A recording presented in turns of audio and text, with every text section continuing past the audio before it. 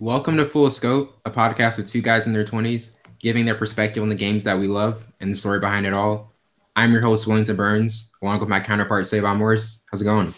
It's going pretty good, man. How are you? It's good. Pretty good. Pretty good, yeah.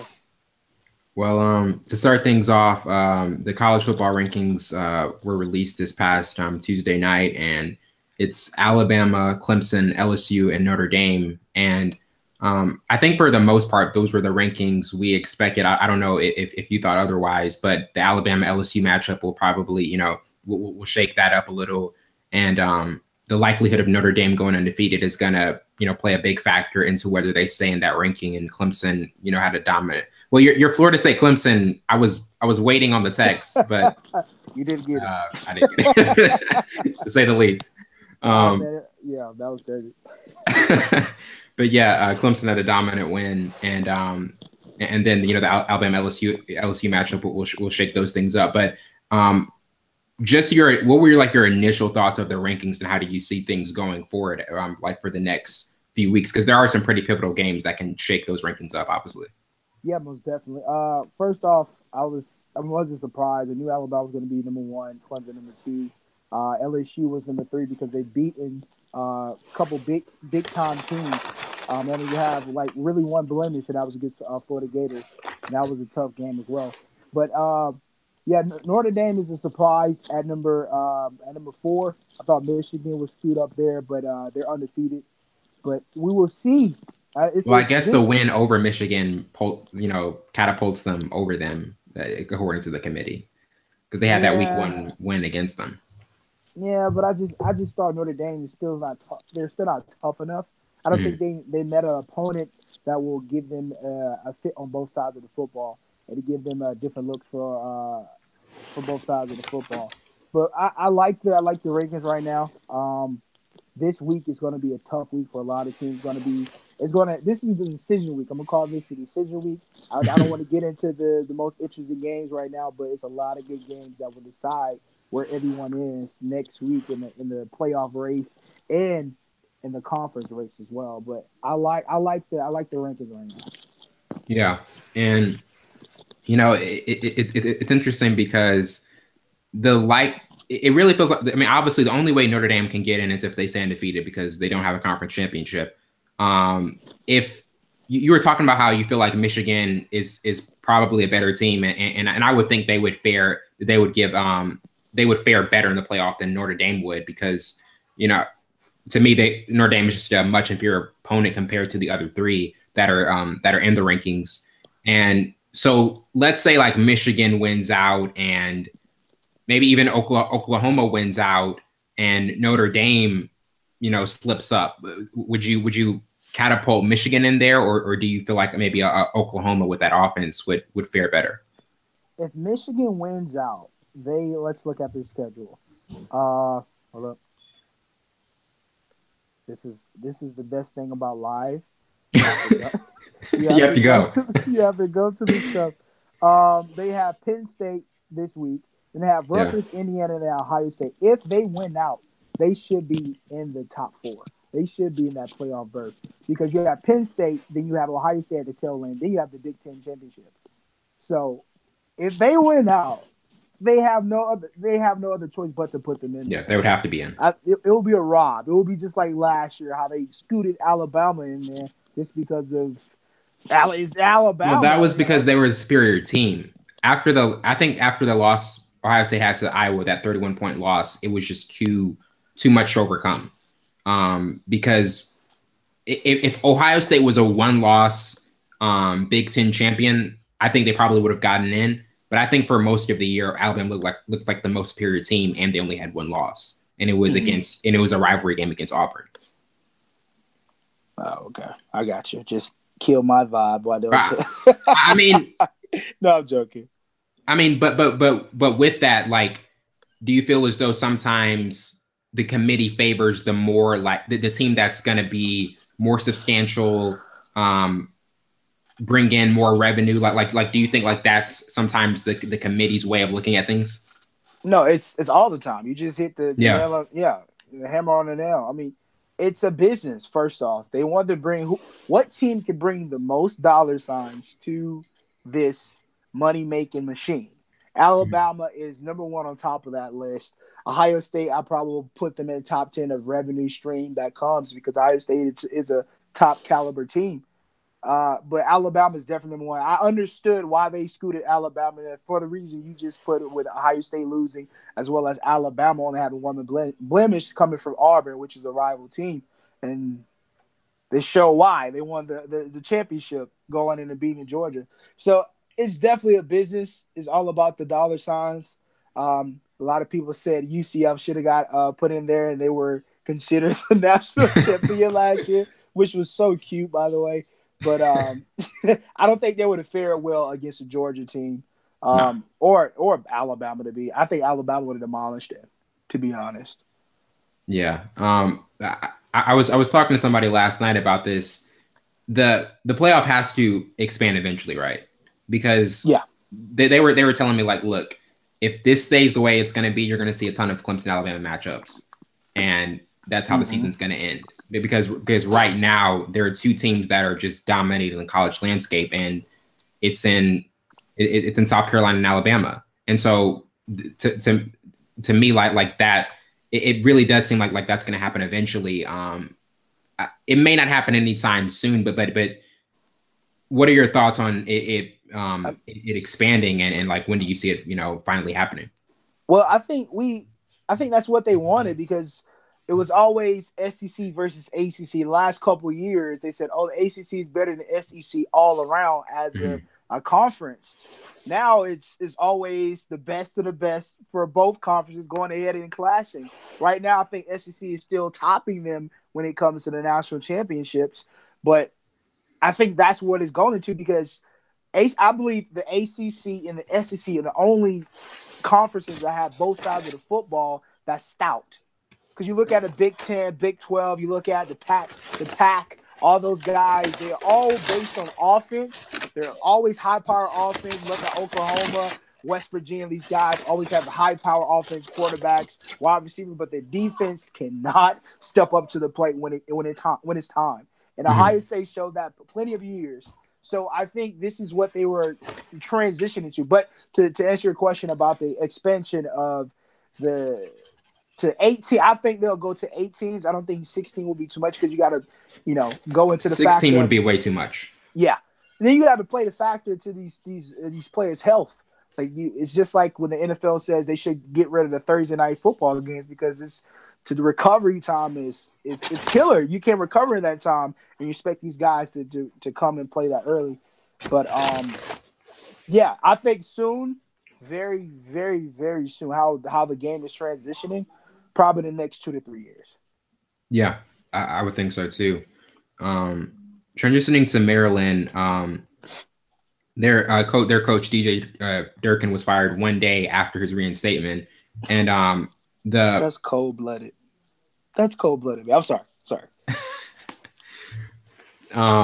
But their president Wallace D. Lowe also announced that he would be retiring as president in June 2019, and Matt Canada is the current interim coach. Is they're 5-3 going into their Michigan State game, and it's really a bizarre story because there was like a 192-page report submitted by the university that showed that the staff intentionally intimidated and shamed players, which was a part of their strength and conditioning program, and Rick Court, the former strength coach, threw weights at the players and calling them anti-gay slurs. And there's no evidence that Durkin knew about that, but it's just really hard to believe that he would not know that there was there was a high probability that this type of behavior was happening and taking place. So and I think after a few of the Maryland players that after the reinstatement, they were like, okay, we don't want to play for him. We're not comfortable playing for him, which, that seems like the reasonable thing. Like that seems like the obvious thing. Like a coach like this should not be coaching ever again. But after the firing and the revealing of the 192-page report, what are your thoughts on how this reveals like the power structure in college? Because sometimes it's like after that reinstatement, you wonder, okay, is the quality of winning that much important than, what's morally right in an institution. And I think that was the divide and the question mark just after that brief one day of what Maryland really held important. I think when you're pressured into pressured by a lot of entities, first you have the student body, then you have the board of trustees, then you have the football players, then you have the people that pay you, the fans, the people that's bringing in the revenue is the fans. And especially when he was reinstated, it was a backlash from all of those entities, especially the football players. Jordan McNair's roommate, Johnny Gordon, said it was the right decision for the university and football program moving forward. He said, I'm not playing for him. I'm playing for the people upstairs who are making decisions, and I've dedicated my life to that. That was profound. It went to that extent to say, I don't want to play for this guy. I don't trust this guy. One of my roommates, one of my best friends, one of my guys died in your hands, died in your watch. And then it's a lot of stuff. So it's like back when, I don't know how it has the same weight, but when Penn State and Joe Paterno and how his whole legacy was diminished sort of kind of because of that scandal and everybody hated Joe Paterno. It's a lot that goes into that. It's backlash. When you're pressured like that, you have to make a decision. Same thing with Ohio State with Urban Meyer. They didn't go into the extent they knew if they got rid of Urban Meyer that the whole, everything would collapse. But they gave him 2-3 games suspension. But when you're pressured like that, it's hard to back out that corner. And I think the board of trustees and everybody decided it's like, okay, he has to go. To move forward, he has to go. Yeah. But he's 10-15. I mean, he doesn't have a great record. I mean, he's beaten Texas back-to-back 2 years, so that's pretty good. Yeah, and that was kind of like the most substantial thing that he had kind of done over that 25-game stretch. But with the university, like sometimes risking its reputation just for the sake of winning, sometimes. Do you kind of feel like that's always going to, like in situations like this, even with Ohio State, with the suspension that they gave Urban Meyer was extremely light. Not very, not a very firm suspension. And there was the question marks of like, is that really all he's going to get? And they were just, and then there were just so much, there was so much confusion with that decision. But with that, do you think teams are gonna learn more about or when they're put in these positions that, hey, like is winning or our reputation more important, or do you feel like this is something that is going to be like a constant cycle of this conundrum will just never end until something very substantial has to happen for this to get universities' attention? It's a bit of both, like always. These universities invest in these coaches and these players, and they're looking for the revenue and the dividends. And when a little slap, something comes their way, they rather scoot it under the mat. Just like when you're younger, your mom tells you to clean your room and you throws everything in the closet or under the bed. It's not completely clean, but it's not in the way. We can get things done. And I think that's the mindset of all businesses, whatever the mindset is. Like, this is a money market. I rather scoot it under the rug instead of firing this guy who brings 5-star recruits to my program, who brings in all this other stuff to my program. I'll satisfy the thirst of the protesters, the fans, and get him a slap on the wrist. But as well, I have to keep him here. He's an investment, and he's investing a lot in this program. And I think that's for everyone. From the college football what we saw last year with the different, especially with Ayton, who's with the Suns now. They say he took that money, different stuff like that. Coach got fired. It's a lot of stuff, but they stuck behind those players and that coach too. So it's always going to be like that. It's going to be a bit of both. Yeah, it's the money market. Yeah, I would definitely agree. Whenever that's involved, that those types of circumstances and outcomes are going to happen. Transitioning to the most interesting games of Week 10, Oof, it's a lot of them. There are so many you can pick from. So yeah, just top Georgia, 25 alone. Yeah. yeah, Georgia, Kentucky, LSU, Alabama, Michigan, Penn State. Um, I'm gonna go with Michigan, Penn State, Uh just because of the fact that look, Michigan, they're in the driver's seat. You know, they yeah. really have the opportunity to win out and have a very high chance of getting into the playoff. And against Penn State last year, I mean, they gave up 42 points, 506 total yards, and it was like their Don Brown, their defensive coordinators, you know, worst game there.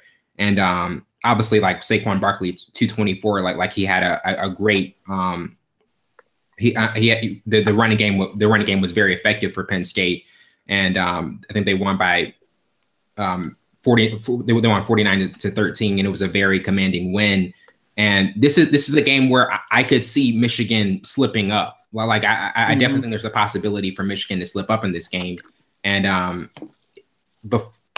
like the Michigan Ohio State game, that's the vaunted, you know, decision-making game for who's gonna, you know, be the representative in the Big Ten championship. But yeah, before that game, that's almost the epitome of a roadblock in terms of the chances of, you know, Michigan really could lose that one. So yeah, that's a great game. That's big for Michigan, like you said.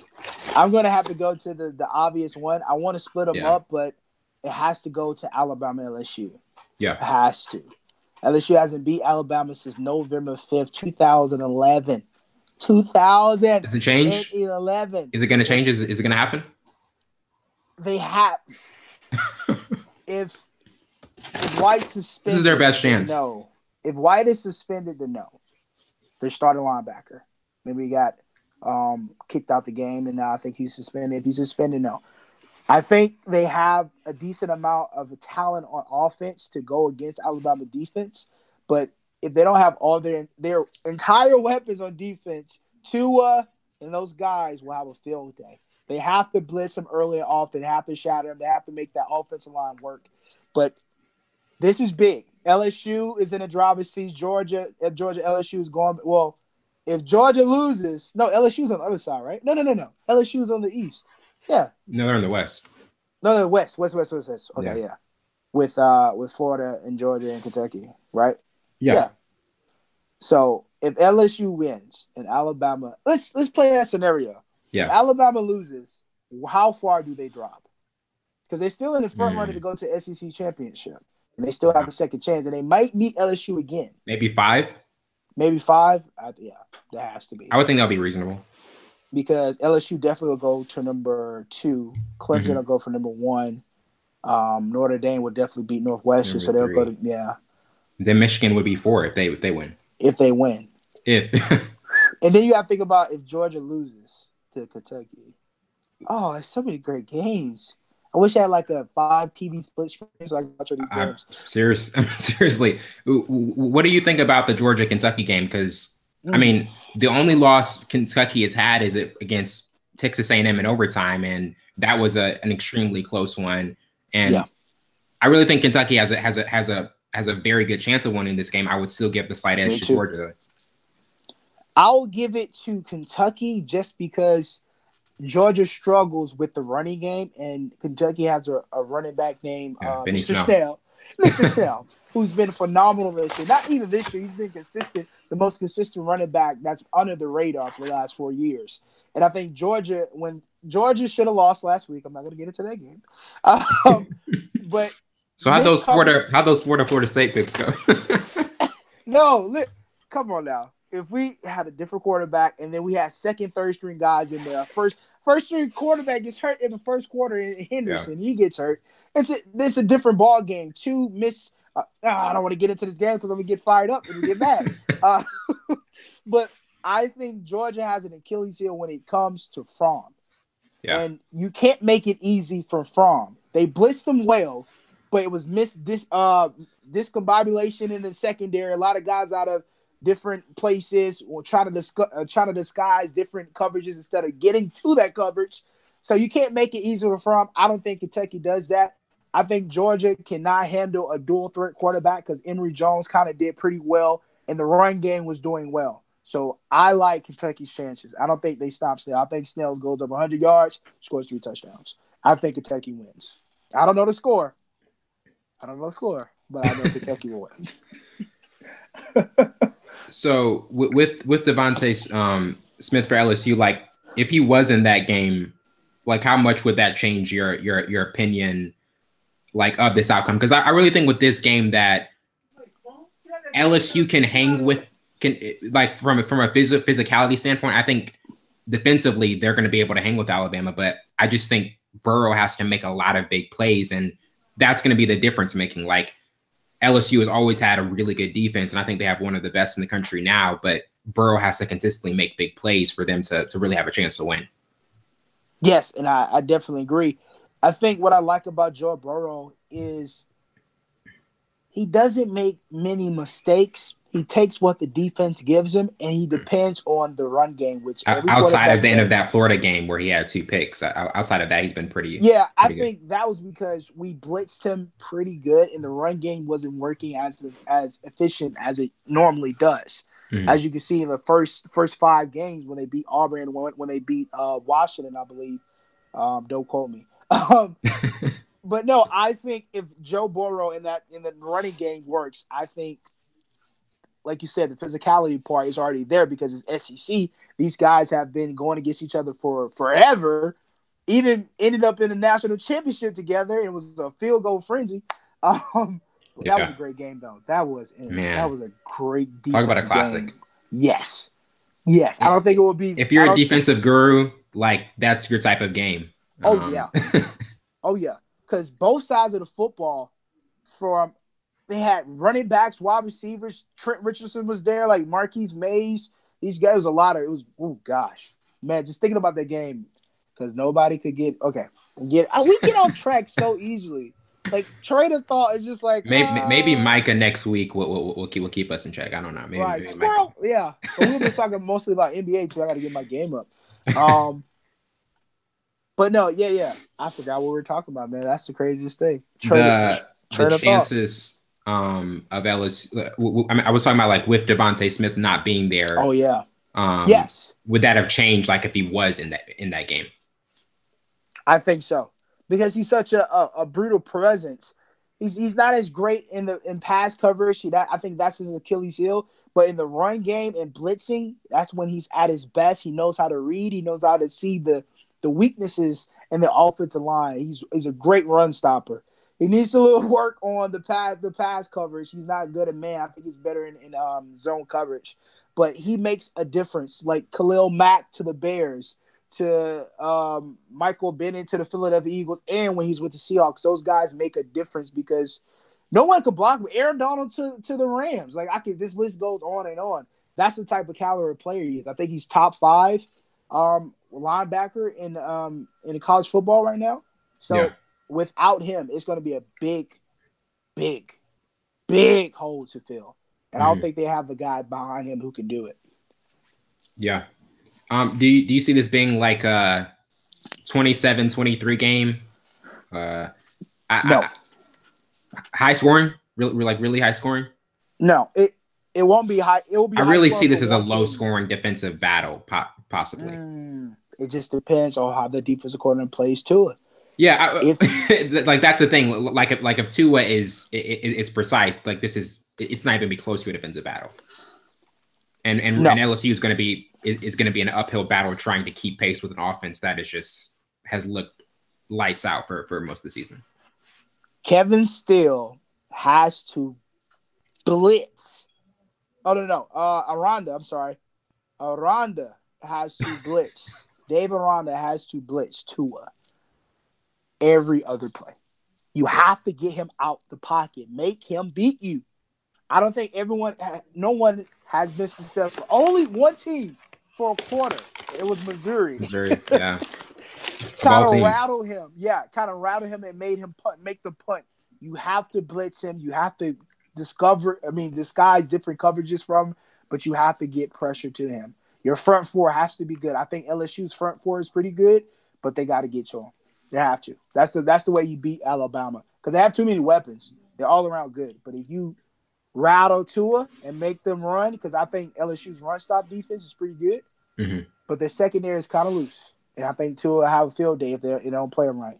Come on, Dave. I really think Tua can expose their secondary if like you said. Transitioning to the NFL, the Rams had a very close win. 0-2 this week last weekend.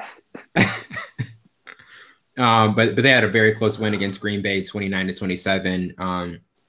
Gurley had 195 yards from scrimmage and 114 yards on the ground. I think with about 2 minutes and 7 seconds, we were all preparing and waiting for just an immaculate drive to take place, but Ty Montgomery had different plans. and the Rams moved up to 8-0. And it's interesting because the Rams, that's obviously a very fortunate win for them. And Gurley, it took him 25 carries to get to those 114 yards. And for most of the game, I mean, Goff had a ton of pressure coming at him. It was a very tight game, and the Rams were able to just squeak by.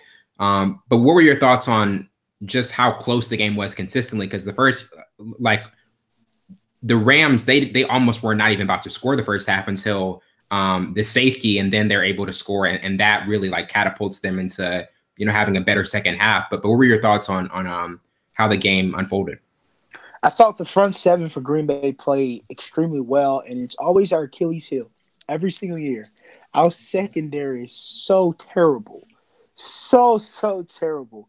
It makes everyone look good, but they play at different points. They play so well, but they play so terrible because they only scored 29 points, and that came in the second half. Well, the most points they scored was third quarter. It was 15. But I already knew if Aaron Rodgers had enough time in the pocket, he would pick those guys apart because they allow so many yards in that secondary as well. So I knew it was going to be a kind of a tight ball game, but sheesh. I think the run game was stopped a little bit. I don't think he started getting yards until after probably third quarter. But I thought our offense played well with the guys that we had in there. But I thought Ty Montgomery, sheesh, man. Then you get traded. Good riddance. Good riddance, Ty.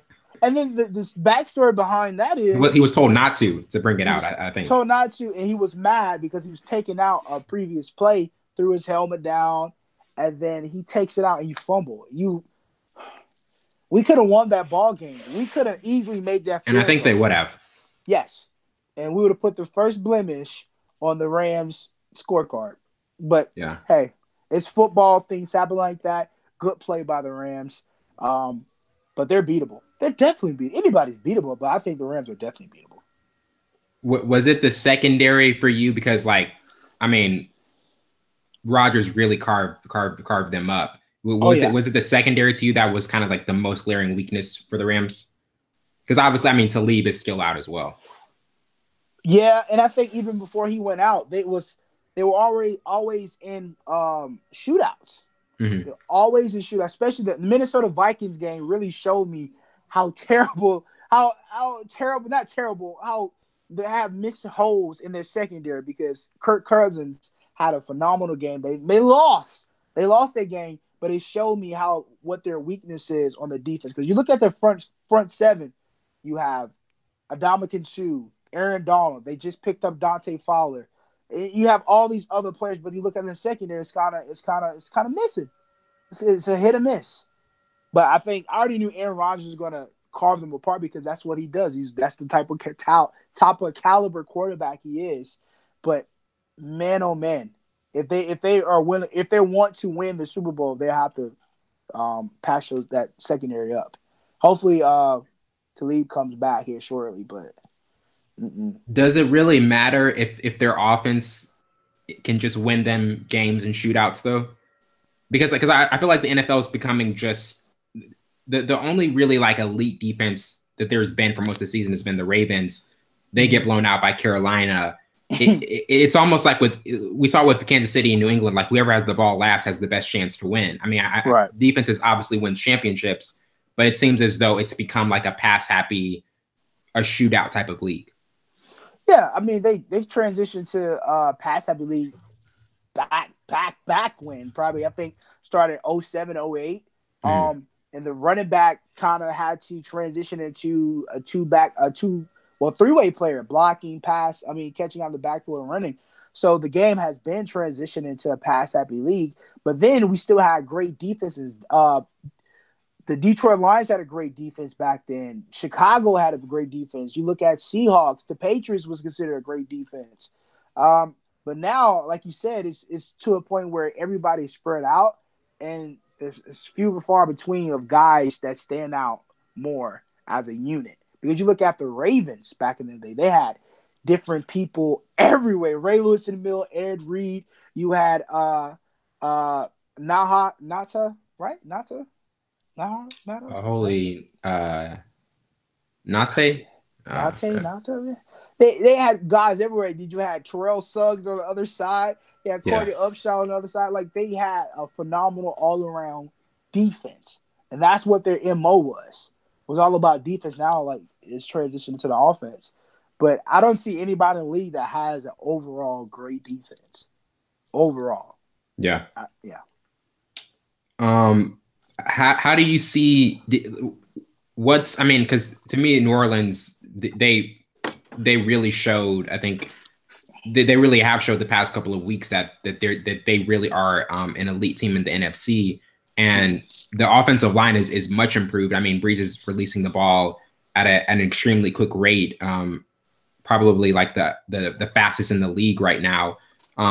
But a game like that where he only has 120 yards, they still win by double digits. That's not a common thing for New Orleans. And I mean, they really have looked good so far on their current 6-game winning streak. But they're playing the Rams at home. That really seems like a game where the Saints have a really good shot of ending the streak. But like, what's the likelihood of you seeing that ending, or do you think maybe the Rams take it out to the Kansas City game, and maybe that's the game that decides whether they're going to keep the streak or not? It's kind of tricky, for this type of game, because like you said last week, Drew Brees he looked like Drew, but I don't think he had to do much because the defense played great that game. So I think Drew will go back to the 340-yard type of Drew, probably 2-3 touchdowns, because like I said, the Rams secondary, it's a hit or miss. So it's the same way. I think the Saints defense, the run stop defense, is better than their secondary, but I think Marshawn Lattimore, they're still inexperienced, but I think Marshawn Lattimore is becoming one of those guys that's under the radar, who can guard anybody. He can move with any type of receiver. Yeah. But it's going to be a good one, though. I think it's going to be good, but it all depends on if Drew Brees can open up the pass. If Kamara can get out there, if they can start running a little bit. But I don't think that's going to be a possibility, because you have Aaron Donald right there standing in his face. So it has to be, like you said, quick pops. What would Sean Payton do on the offense side? What kind of play calls we do to kind of extinguish the front four of the Rams, because they're the best in the league on paper. And they have the best defender in the league, pretty much, right? I mean, Aaron Donald was that worth every penny. 6 foot, worth every penny. Gosh, the man is phenomenal. You really can't block him unless you really can't. Even a double team, I've seen him scoot. I don't know. Let me put a pin in our conversation. I will take one word from every podcast we do, and I'll say it, and I'll continue to say it throughout the podcast. Have you noticed that? Yeah. Yeah. I forgot what the word was last week. But this week is scoot. I don't even know where I get this word from. I don't say it in my everyday vocabulary. Like, I don't. Like, it's like every time I do this podcast, it's some word that I'll stick to. I was like, oh yeah, I know that word. I'm I'm gonna continue That's to my use go-to. that word. That's my That's go-to. my I'm banking on go-to. you. I'm banking on you. Yeah, scoop. Okay. All right. Put the pin out. We're gonna go back get it. But it's gonna be a good game. Yeah. Is it just like a toss-up for you right now? Like whatever offense has the ball last type of game, or do you see it as possibly Breeze having that another like prolific 300, 400 yard game? It's gonna definitely be who has the ball last and who has the better offensive play caller. And I know that's probably like the same thing, Mm-hmm. but like I said, when you have a front four, Aaron Donald, Dominican Sue guys staring into your eyes, what plays will get them off their track? Can you be down a distance? Or are you going to be 3-10, 3-15, or can you go 2-3, 2-4, 3-4 that will not have them, going at you full speed because they know you're about to pass? So what play caller will kind of extinguish them, And Yeah. the tempo, they have to be tempo. They have to have up tempo for this type of defense to slow them down. I think it just depends on one, who has the ball last and who is the better play caller. Yeah. Transitioning to some of the trades that happened this past Wednesday.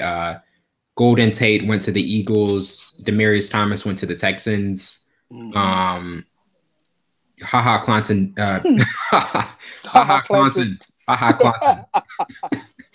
That's one I was like, should I say that one or should I just leave that for Saquon to say? Because it's just you're just gonna get tripped up with it. But yeah, you know what I'm talking about. Clinton Dix. Yeah, he went to Washington, and did I already say Demaryius Thomas to Houston?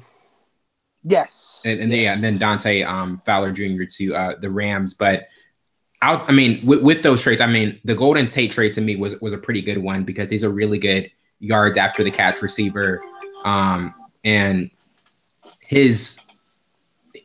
to me, he can add like another element to that offense because they've kind of been struggling, even though Wentz has kind of reemerged, even though the defense hasn't been as solid as it was for their Super Bowl run last year.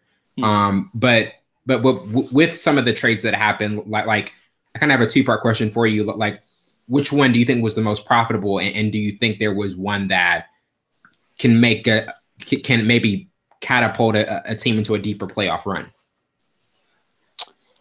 Oh man, this is a good question.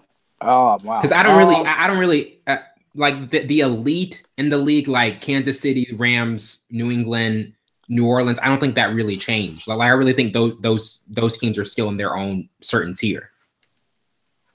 Well, if anything, I think the Demaryius Thomas to the Texans would be a good pick because Fuller was put on the IR.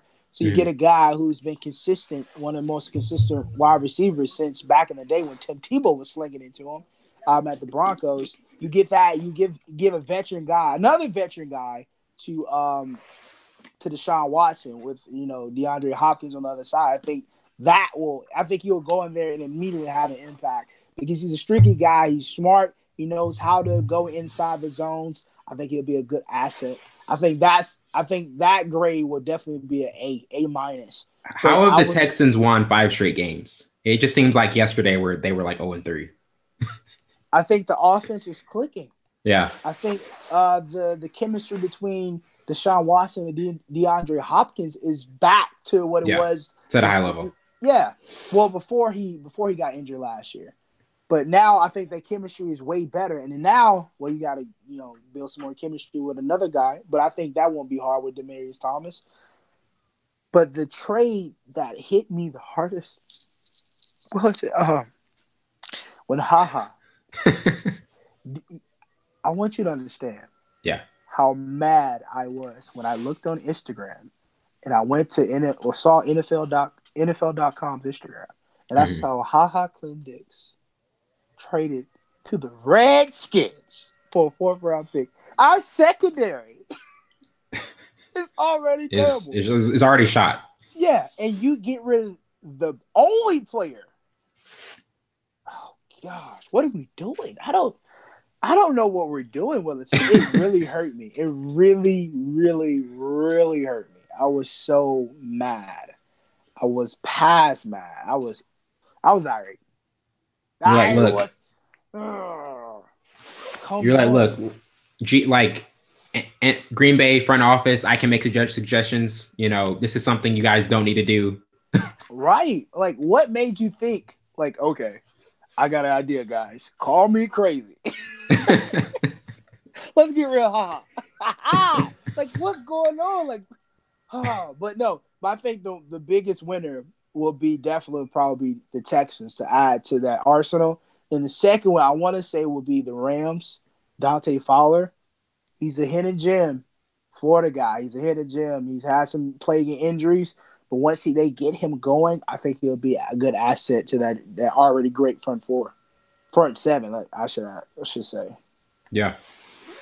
But you don't really feel as though it makes any team like that incrementally better. Like you feel like they can make a deep playoff run. You just kind of feel like it just makes them a better team for the regular season so far. Yeah. Just given if anybody, I think it would definitely be the Houston Texans. Mm-hmm. Just given what Demaryius Thomas has done in his career and what he can do for a younger quarterback that's missing a weapon that just went on IR. I think they still have a long way to go. They have to get that running game going somehow. I think the defense will keep them in certain games because, I think Jadeveon Clowney and J.J. Watt are playing great football this year. But they're not a Super Bowl winning team. I don't think any of these trades have made any team become a Super Bowl winning team. Yeah.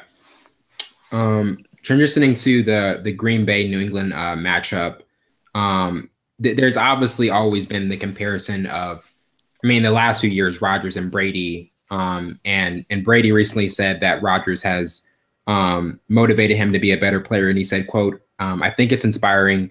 Even for me, I watch his game and it makes me want to get out there and practice and improve because I think he's phenomenal with how he manages himself in the pocket.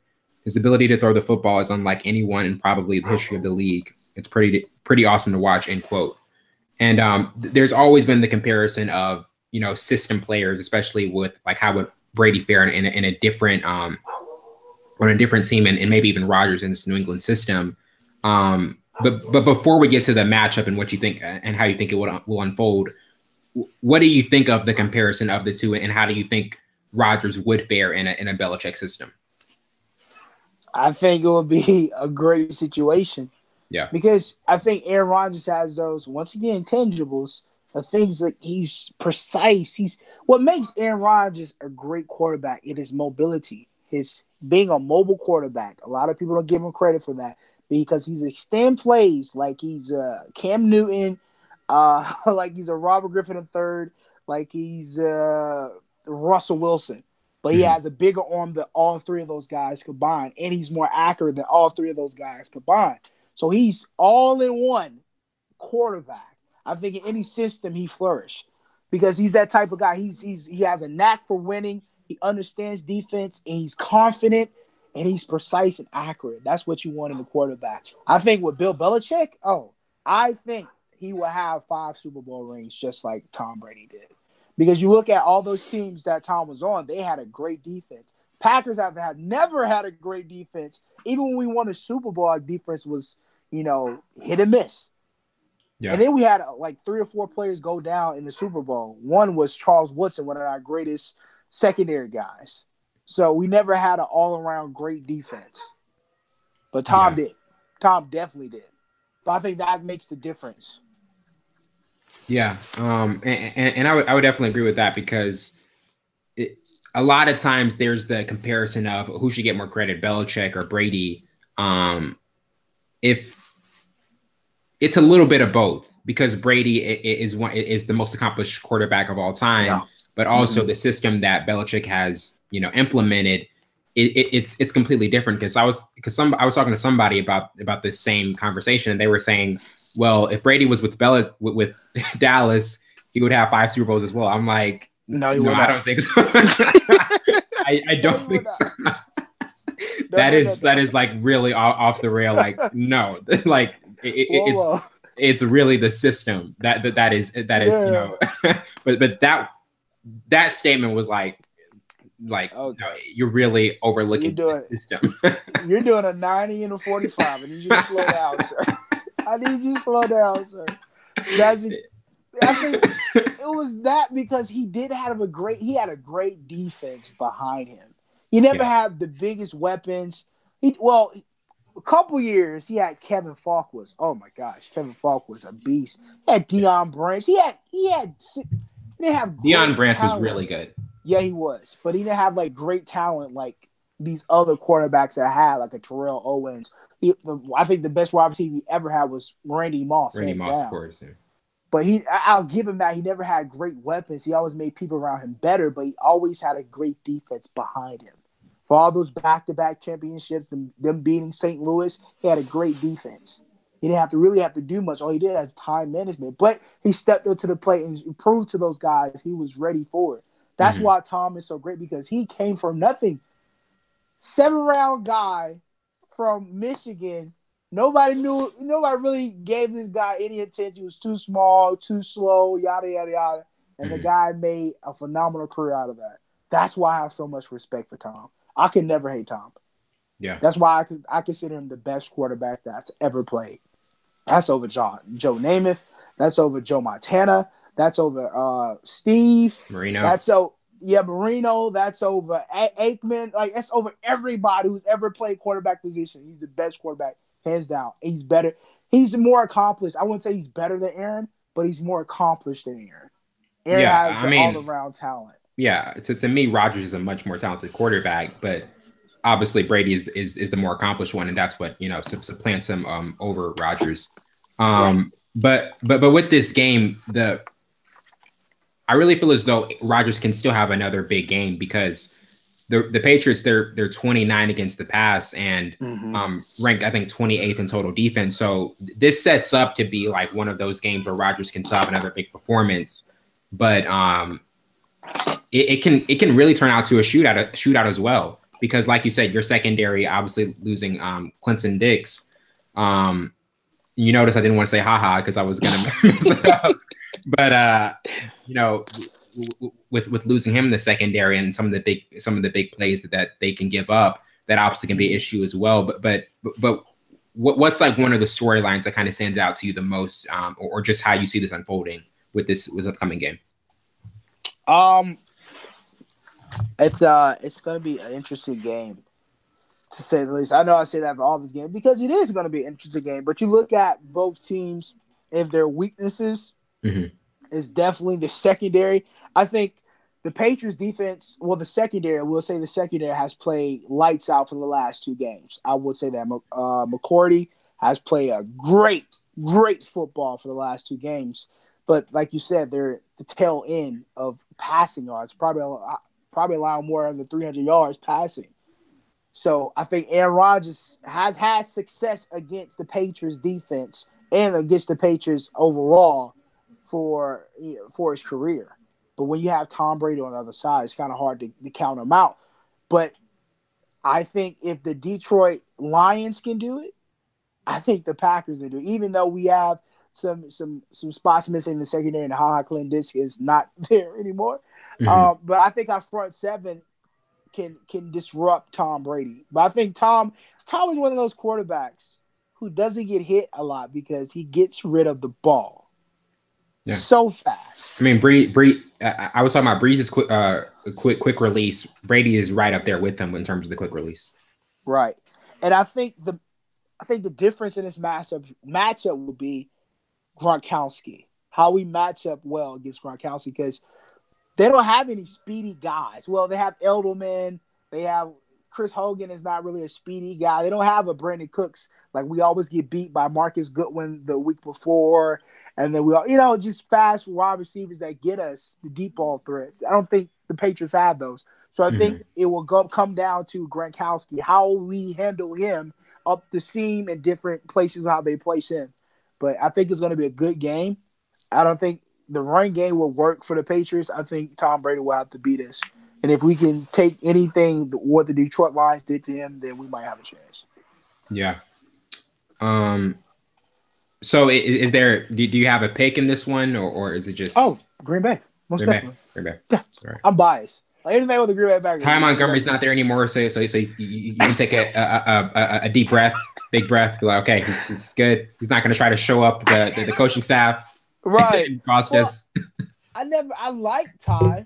I like Ty more as a wide receiver. He wasn't a running back to me. I think that was like a cheap move. Like, you want a bag of Doritos, right?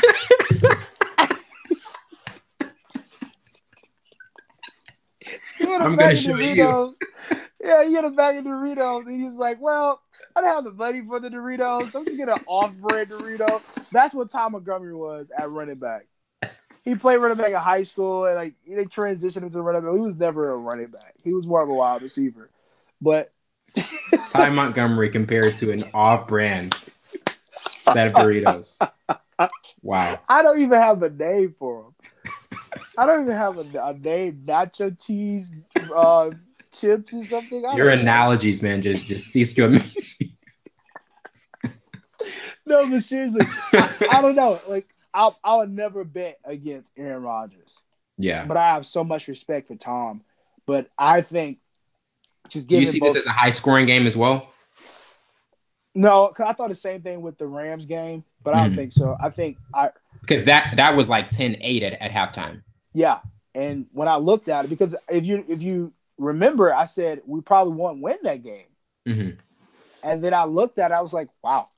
We're doing pretty good against these guys. Yeah. So that's why I started looking at their weaknesses, and then everybody knows Green Bay's weakness. Secondary. That's a no-brainer. Like, oh yeah, let's throw it deep. Like, I don't know what it is, but I think that, like I said before, it all comes down to Gronkowski, because I don't think they have a deep ball threat at all. Edelman is not gonna go run a flyer out. You kidding me? Are you kidding me? Oh, Flash. Oh, gosh. I forgot about Flash. Josh Gordon. But he looks so slow these days. He's not the Flash that we've seen previous years. So we might – I don't know. I know we're going to win, but I don't know, like, what's the score. I don't want to give a score. Yeah. Transitioning to the NBA, the NBA? No, I'll take it. The Washington Wizards, they've gotten off to an extremely rough start at 1-6, and that's what you call it. That's what you call I don't even know if I should call it extremely rough. I should just call it like horrendous. I don't think rough start is the right adjective for it, but right. They gave up 51 points to Steph in 3 quarters, and also lost by 32 against the Clippers, and it's interesting because the Wall, Beal, Porter trio just has not really hasn't reached its ceiling, and they've always been kind of a middling 45, 46 win team, haven't gotten to 50 wins in the last 4 years. And then they add in Howard and Austin Rivers. And this is, if you just look at this team, this is one of the most talented teams in the East. But they still they've just always been a kind of an underachieving team that possible will usually get out in the second round. Last year, they get out the first round against the Raptors. But with what's going on right now, and just kind of like the one of the most dysfunctional teams in the league, and the start they've gotten off to, what have been your thoughts? Wow, that's my reaction, especially the points they gave Steph. That just shows me like you have a lack of awareness, and your defense is not. What was it, 53 points, right? 51 points. That is 3 quarters. That is crazy. That is super crazy. I mean, his performance was amazing, but at the same time, when I saw it, I was like, man, the Wizards, their defense is atrocious. It is, and they're 30th. They're 30. I think they're. Will they allow 122 points a game? A game. Where is your defense? I mean, yeah, you're averaging 111 points on offense, but sheesh, where's your defense? Where is your defense? Like, what's going on? Like, I feel like, has Dwight Howard played a game yet? I think this will be his, because he was out, right? Mm-hmm. Yeah, he was out at one point. 1 point, now he's back. Maybe adding Dwight Howard will make things better on defense, because they don't have that big, stout presence, They You know, Yeah, because they traded Gortat. Gortat, and that was their guy. Yeah. And now, I mean, you look on pay like you said. They have Now, just remember, Savon, when we had one of our guests on, who will not be named, because they left off from our guest fraternity. But at one point, you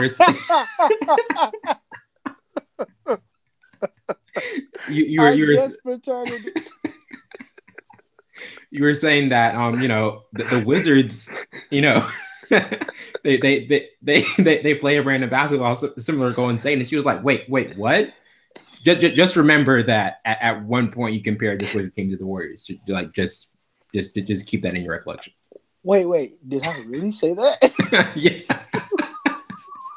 I don't remember that. You're like, I mean, they kind of play like the Warriors. Oh, she was like, I did what? No, I said that because of the style of their play. The pace. The pace of their play. Yeah. I'm not saying they'll have the same weapons, of course not. But the style they play, they need to get back to that. But they scored a lot of points. It's just the defensive aspect of it. They don't have that defensive presence. So, the Jazz have Gobert, a very strong defense. So they don't have that, with the. Is it the interior presence? Is that like kind of the element that you think is missing right now? I think so, but then these guys have to. If you give up 51 points to a shooter, what kind of defense are you running? Are you manning? Are you 2-3 zone, 3-2 zone? Like, you have to switch it up, especially on Steph Curry. I know Steph's going to get his points, and when he's on, he's better than any person on the court. Because you've always called him streaky. You like he still is streaky. Yeah, but is that like a backhanded compliment or just like that's just the nature of his game? That's the nature of any shooter. Because if you see, look at the Houston Rockets. Okay, we'll take the playoffs. The 1-5 Houston Rockets. Yeah. Last year when they lost, they were I think top 5 3-point team in the NBA last year. And when they were on, they were on. And that game then they missed 27 consecutive threes. Yeah. Yes. So when they're on, of course, if Steph's feeling it, of course he's going to continue to shoot. But that has to go in a 30 for 30. The 27 consecutive missed threes, like that just at one point, I know we talked about that before, but at one point, what point are you like, all right, guys, let's just get something inside? No, it just reminds me of Finding Nemo. Keep swimming. Just keep shooting, guys. We're gonna get out of this. I promise. Just one's gonna fall down. If one falls down, watch out, buddy. 27 threes later. That is a terrible. But no, man, just the defense side of things. They just have to get it going. They just have to, stop that. Yeah. Transitioning to Cleveland. This was it Monday or late Sunday night that they announced?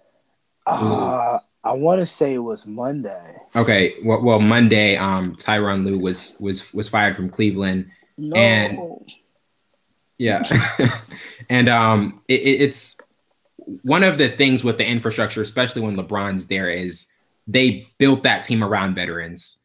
I mean, they surrounded LeBron with veterans and obviously like shooters, and that was the forte of how you built that team. But then when he's gone and your offense is really inept and there's really no rhythm to it, and obviously like with just the fact that they got off to an 0-6 start, you got to play Rodney Hood more, you got to play. You have to play George Hill more. You have to play J.R. Smith more and things of that nature. All of that manifested itself into if you don't really have a better player development system, like with Spoelstra, when LeBron left, Miami was still competent. Like they were still like the defensive identity that Spoelstra set, because some of the team, the Cleveland team was obviously, it was one of the worst defensive teams, and there wasn't that defensive identity. But with Spoelstra from day one, that defensive identity in Miami was already set, and he was able to continue a competent team. But that wasn't the case with Lue. But with him departing just after 6 games, and obviously, them being winless, I'm sure that was probably an element in the decision. But what were your initial thoughts with it? Why? And I feel like I say why because you knew the identity you were going to have without LeBron James. And maybe Lou stayed that long because of LeBron.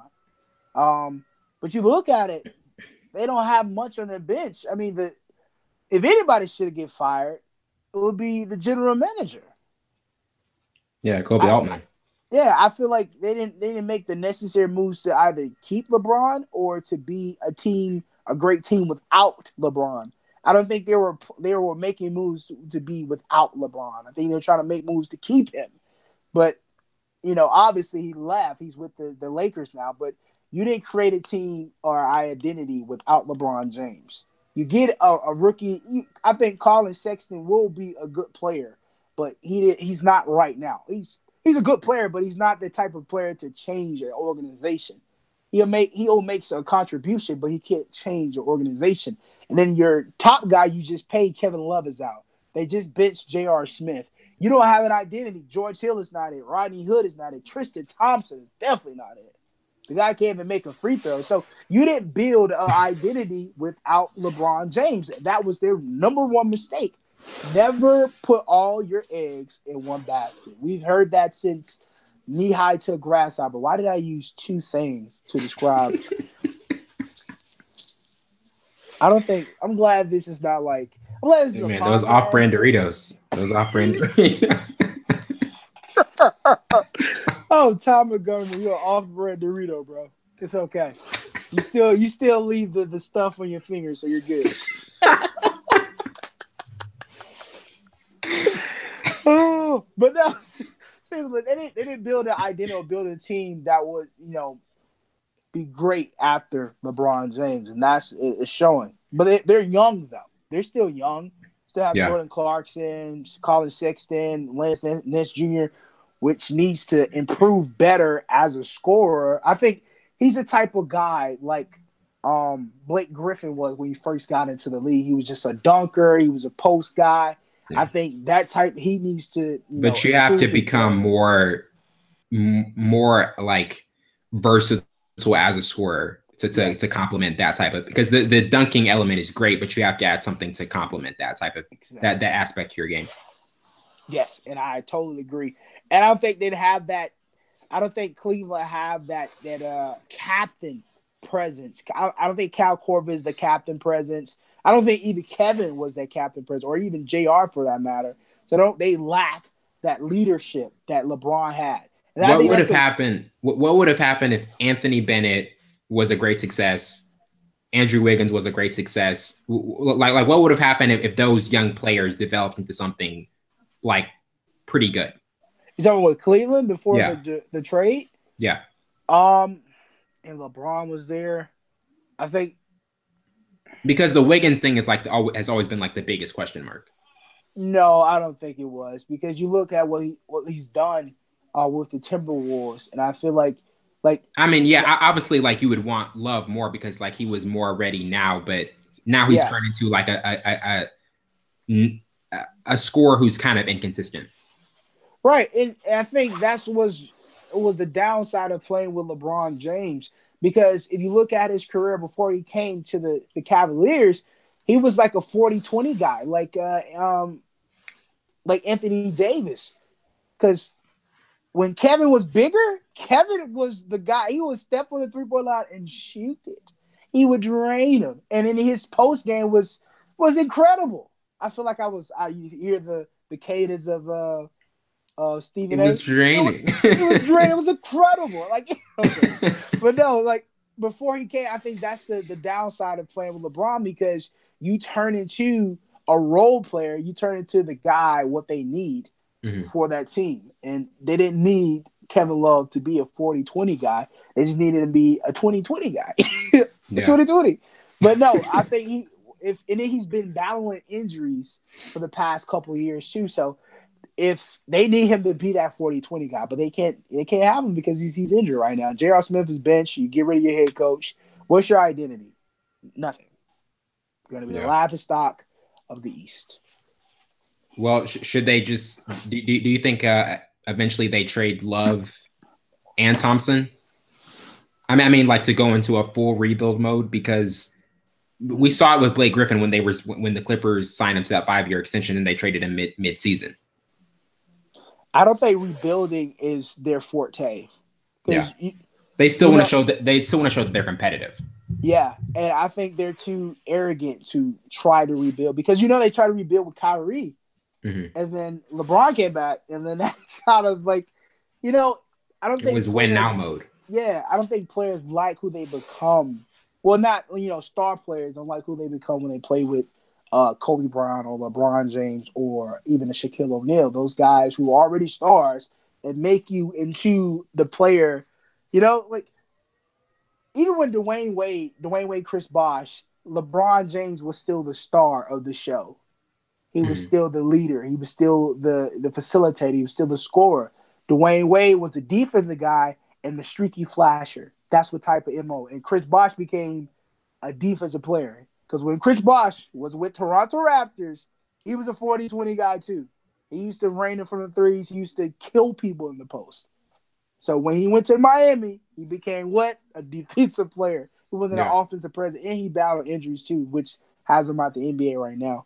But before we move on, if Chris Bosh was still playing in today's game, it would be like just him being at a stretch 5. That was like a little taboo when he started off in Miami because it wasn't as normal. But now, like this is the game that he would just flourish in because it's set up like perfectly for him. I think he kind of shifted that. I think the credit should definitely go to Chris because he was the big guy coming down the court shooting threes. He was the guy spotting up at a 3-point, And I can't remember. It was another big guy who Channing Frye used to do that with the Suns a lot. Suns, yeah. And I want to say, especially when they were in that Western Conference Finals against the Lakers, and when they had Steve, when they had Steve Nash, he was that guy. So I think those big guys kind of transitioned, especially Chris. But then he kind of got put on the back burner to be the player that they needed him at the Heat. But if he was still here, man, sheesh, it would be a good ball game for him. Transitioning to Derrick Rose's 50-point performance. If I would have told you that was going to happen, you probably would have laughed me off this podcast, right? If I told you, like, hey, man, like, I think it can happen. Like I really think that like there's a chance Derrick Rose could have that type of performance. It just was completely just unexpected, and from his background of being the 2009 Rookie of the Year to the 2011 MVP. It's just been injury after injury and just a bumpy road, to say the least. And so far this season, he's averaged 14.3 points in 28 minutes. And I think Jeff Teague was out, so that's why he had to play a lot more minutes. And, if he plays it at kind of a close to a high level, they can still be a competitive team that can be in the playoff race. But coming off just an astounding performance, just one of the best early stories of the season. What were your thoughts on it? Man, I was so elated, man. When I got on Facebook and then I was like, he scored 50 points? Yeah. Like, back 2011, in that realm of things, that would have been like, oh, yeah, of course, D Rose. Yeah, of course. Like, it's another night. Whatever. It's D Rose. But now, what the adversity he has faced with the different injuries, and then being with the Cavaliers and then injuring his ankle, then going to, get another chance with the Timberwolves with Tom Thibodeau, man, just his story is incredible. And before he was injured, he was one of the best. He was Westbrook before Westbrook was a great finisher. Oh, yeah. One of the most athletic point guards. Yes. And you can see, and then the ball was falling for him that night. I don't know, it was some angels on the court, just put it in, because some of those was some acrobatic shots, some layups, but he knows how to finish at the rim. He was always a great finisher. And then, he spotted up a little bit on 3-point line. He's like, I'm going to give you a little cherry on the top of me. Swish! Like, it was just a great night for him. Like, I was so happy. Never met Derrick Rose in my life. really don't really know. I really don't know him, but I was just so happy for that guy. Just all the stuff that he faced in adversity. Man, that's a great night. Now he just has to continue it and stay healthy. Yeah. Stay healthy.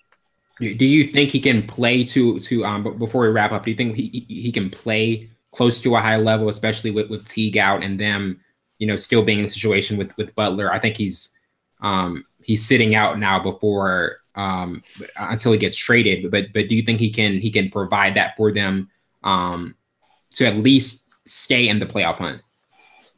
I think so because I think he brings that different element that they didn't have without Jimmy. Jimmy was one of those guys who could shoot the three and he can drive it to the hole and finish. I think that's what type of game Derrick Rose brings to anybody's basketball team when he's fully healthy, when he's at Dragon Ball Z mode. Like we Super Saiyan, that's what type of player he is. That's what type of player he was at Memphis. So if he stays healthy and they give him the minutes, give him the opportunity to show that he still has it, yes. And I think he plays good defense because he kind of, blocked that last shot when it a 3-point in the corner to try to win the game when he had the 50 points. So if they give him the opportunity, I think he sees that opportunity. Just stay healthy, man. Just stay healthy. Yeah, definitely.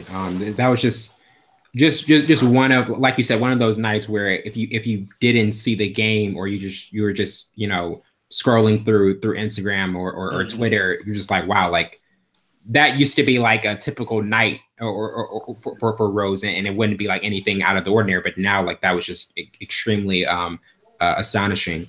Well, that wraps it up for tonight. I'm your host, Wellington Burns, along with my counterpart, Savon Morris. This has been Full Scope. Oh, and we have a guest next week, Micah McDonald. He was on the podcast like I think near the end of July, talking about the Spurs Raptors trade and how obviously the Raptors won that trade. But no, he actually was saying that the Spurs won the trade and some other free agency stuff. But he'll be back on the podcast next Thursday, and we'll have that for you.